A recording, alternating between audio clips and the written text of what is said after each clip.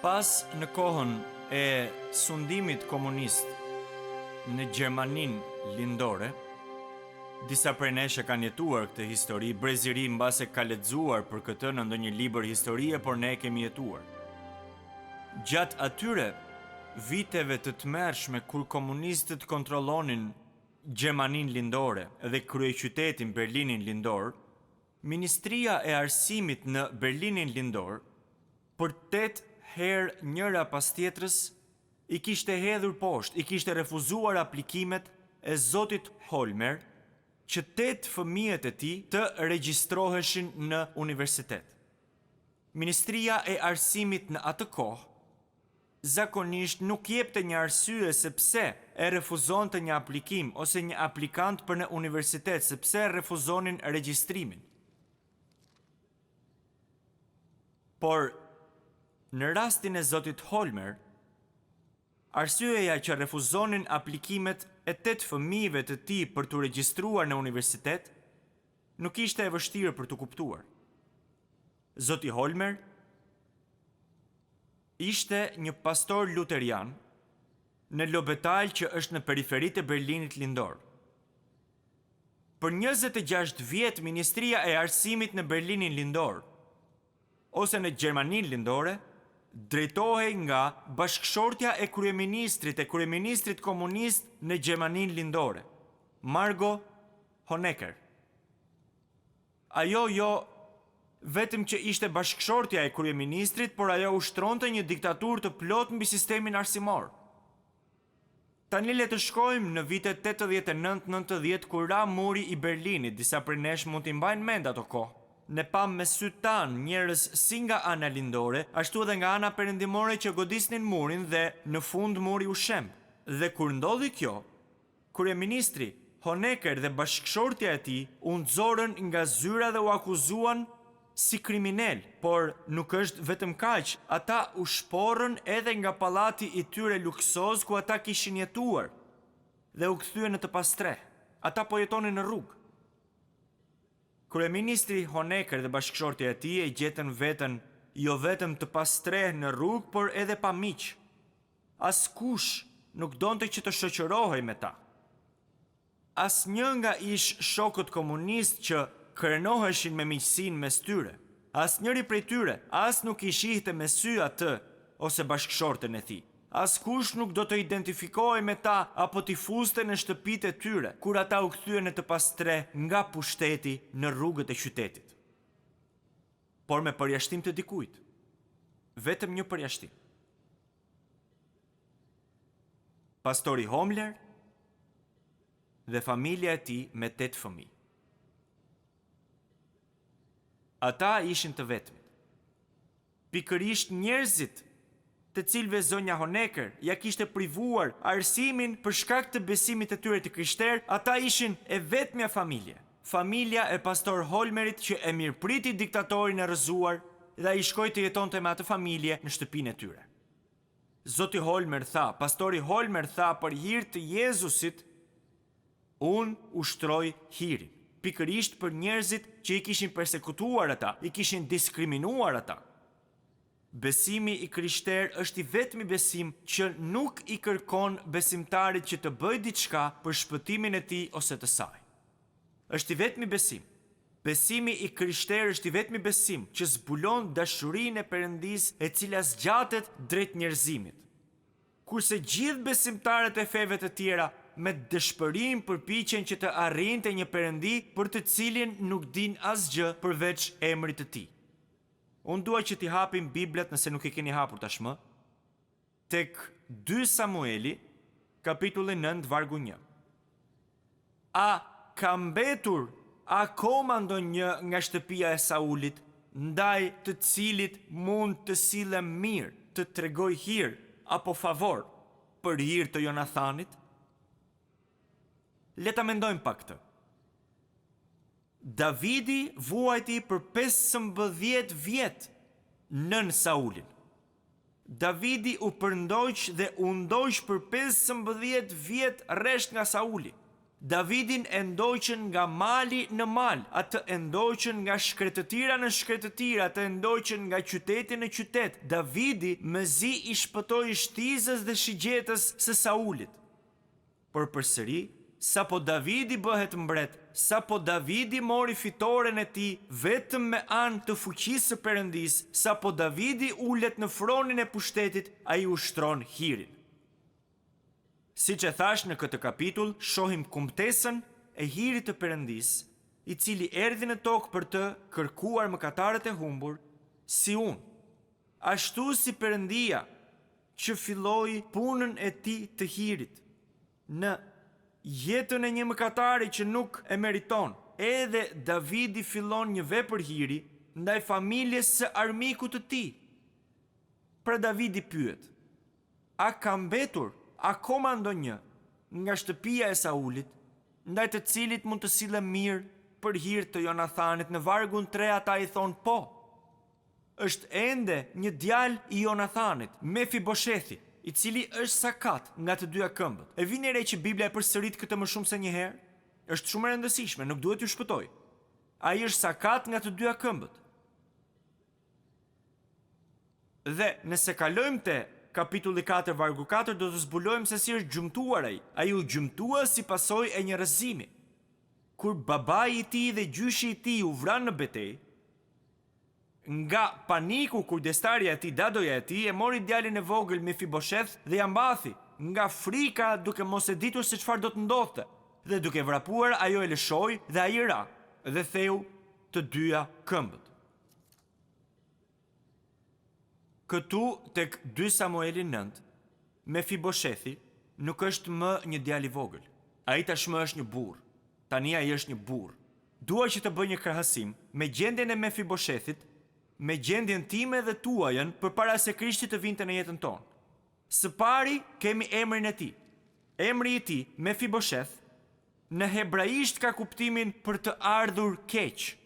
Ky është emri i tij, për të ardhur keq. Të dashur, më dëgjoni pak. Gjendja jonë përpara se Krishti të vinte në jetën tonë ishte për të ardhur keq. Ne kemi lindur në mëkat. Ne kemi lindur në mëkat duke ja kthyer shpinën Perëndis. Ne kemi lindur me mendje dhe zemra që janë në armiqësi me Perëndin. Ne kemi lindur me një mendje të errët. Ne kemi lindur me një vullnet që e kundërshton vullnetin e Perëndis. Gjëja e dytë që dua t'ju tregoj në këtë krahasim është se Mefiboshethi ishte duke ja mbathur nga Davidi. Mendoni pak për këtë. Mendojeni pak këtë. Ashtu si kultura jon, media jon, sistemi ynë arsimor, po i gënjen fëmijët tanë në lidhje me Perëndin, dikush nga njerëzit e tij e gënjeu Mefiboshethin në lidhje me Davidin. Nuk i tregoi të vërtetën për Davidin. Dhe prandaj Mefiboshethi gjithë ato vite kishte menduar në mënyrë të gabuar se Davidi donte hakmarrje, që Davidi donte ta vriste, që Davidi ishte armiku i tij. Dhe krahasimi i tretë që dua të vëmë re mes Mefiboshethit dhe neve përpara Krishtit është se ai ishte i gjymtuar në të dyja këmbët. Kjo portretizon gjendjen tonë shpirtërore përpara Krishtit.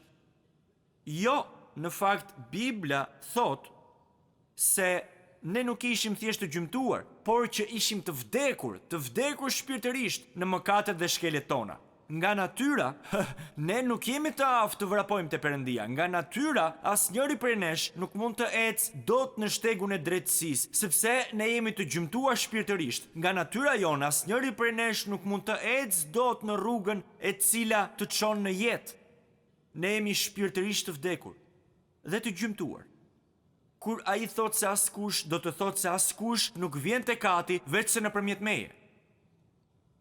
Vetëm Jezusi mund të na kalojë përtej humnerës së mëkatit. Vetëm Jezusi mund të na drejtojë tek falja e Atit.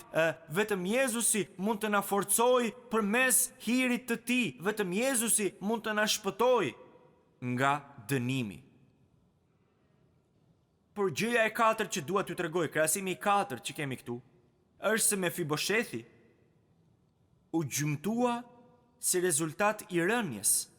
Si rezultat i rënjes. Kujdestarja ose daduja e tij e rrëzoi kur ai ishte i vogël dhe ai u gjymtua në të dyja këmbët. Edhe ne u bëm mëkatar nga lindja dhe prej asaj që ndodhi për shkak të rënjes së Adamit në kopshtin e Edenit. Adami dhe Eva nuk u krijuan për të mëkatuar, por u bën të gjymtuar shpirtërisht kur ranë në mëkat dhe mosbindje ndaj Perëndisë së gjallë. Dhe gjëja e pestë që duhet t'ju tregoj këtu, në vargun 4, është se Mefiboshethi jetonte në Lodebar. Lodebar do të thot pa kullot, pa shpresë, pa jetë.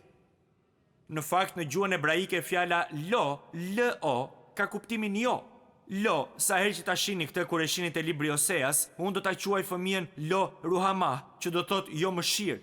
Ruhamah do thot mëshirë. Këtu kemi tokën e Lodebar, tokën pa kullota. Ishte një tokë shterp, ishte një vend pa kënaqësie, ishte një vend zbrazëtie, dhe kështu ishte edhe për ne.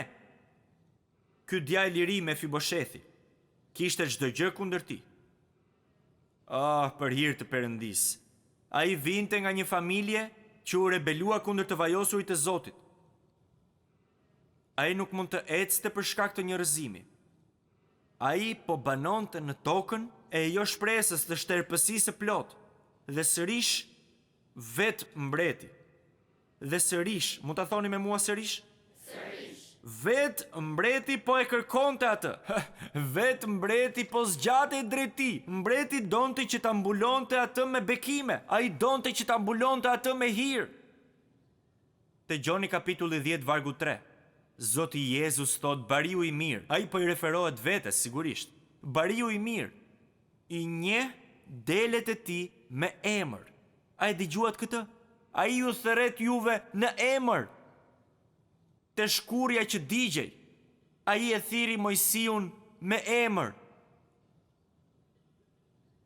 Kur ai po ecte në një rrugë të Jerikos, ai ngriti sytë te një pemë fiku dhe e thiri Zakeun në emër. Te varri bosh, Jezusi e thiri Marin në emër. Rrugës për në Damask, ai e thiri Saulin e Tarsit në emër.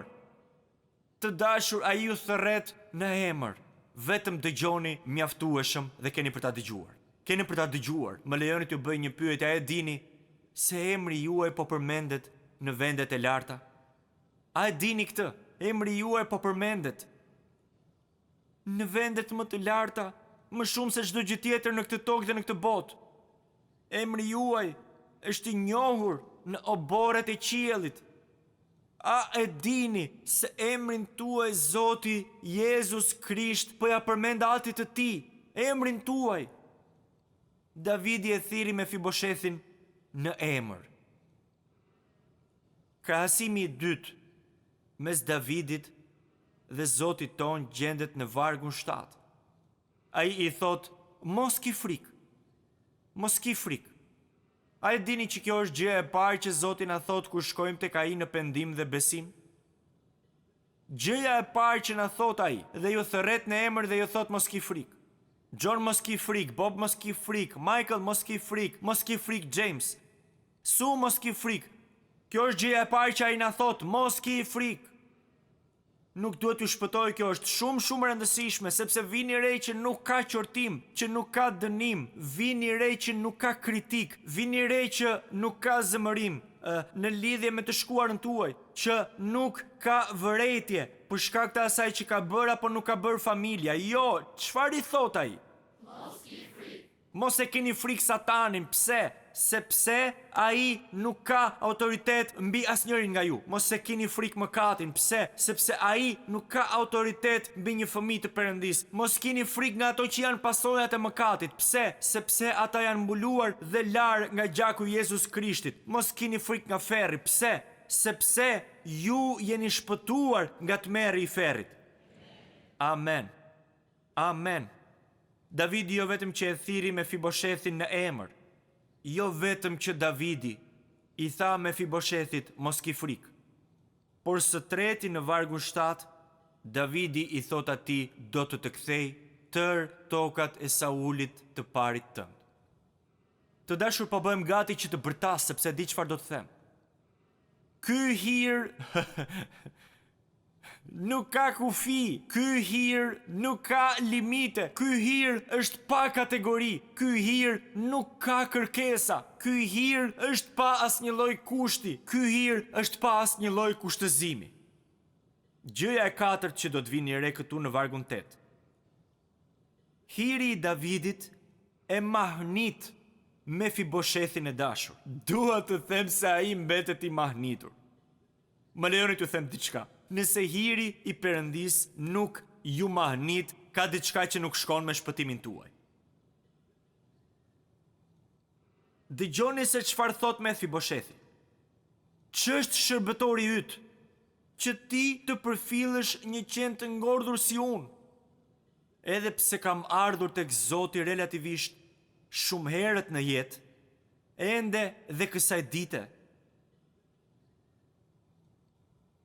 pendohem, jo se jetoj në pendes, por pendohem për herët kur ja kam mbathur nga Perëndia. Të rinj, më dëgjoni pak. E di që gjithsecili sot flet për vlerësimin e vetes, vlerën e vetes, vlerën e vetes. Dhe unë dua që të them se e vetmja vlerë për veten që ja vlen ta kesh është që Perëndia i universit të njoh ty me emër. Që Perëndia i universit ju do shumë, që Perëndia i universit ka një plan për jetën tuaj, që Perëndia i universit ju ka shënuar emrin në testamentin e tij si trashëgimtar i jetës së tij të përjetshme, që Perëndia i universit ju ka dhënë ju trashëgimin më të madh që dikush mund të përfiturojë ndonjëherë. Kjo është vlera e vetes që më duhet. Kjo është e vetmja vlerë për veten që kam nevojë. Këtë duhet ja mësojmë fëmijëve tanë. Davidi jo vetëm që e thiri Mefiboshethin në emër. Davidi jo vetëm që i tha Mefiboshethit mos ki frikë. Davidi jo vetëm që ja ktheu atij trashëgimin e paraardhësve të tij. Davidi jo vetëm që e mahniti Mefiboshethin me hirin, por së pesti Davidi e ftoi Mefiboshethin që të hante në tryezën e tij. Çfarë ndryshimi? Çfarë ndryshimi? Që nga toka e Lodebarit, tokës së shtërpësisë, ai shkoi në tryezën e mbretit, e dëgjuat këtë? Nga mungesa ai shkoi në bollëk. Ky është hiri i Perëndis. Në këtë mënyrë shpëton Perëndia. Ai na shpëton nga gropa më e thellë në lartësi, nga thellësia e shturjes në lartësinë e pastërtisë. Ai na shpëton nga humnera më e ulët në vendet më të larta. Ai na shpëton nga burgu në pallat. Ai na shpëton nga skllavëria në birësi. Ai na shpëton nga të qenit i humbur në të qenit në qendër të vëmendjes së tij. A nuk është e mrekullueshme kjo? Përmes Jezusit ne kemi marrë shumë më tepër nga ajo që humbi në Adamin në kopsht. Sepse i ulur në tryezën e mbretit, si njeri i gjymtuar, këmbët e Mefiboshethit janë të mbuluar nën tryezën. Ai që u quajt për të ardhur keq, tani është i nderuar. E turpshmja bëhet e nderuar. Gjymtimi i mëkatit është fshehur plotësisht nga sytë e Perëndis, sepse Perëndia e mbulon përjetësisht atë me anë të gjakut të Jezusit. Dhe gjaku i Jezusit mbulon gjithë mëkatet tona gjymtuese. Aq shumë sa kur Ati na sheh neve, kur ju sheh juve, ai sheh plagët e Jezusit. Ai sheh gjakun e Jezusit.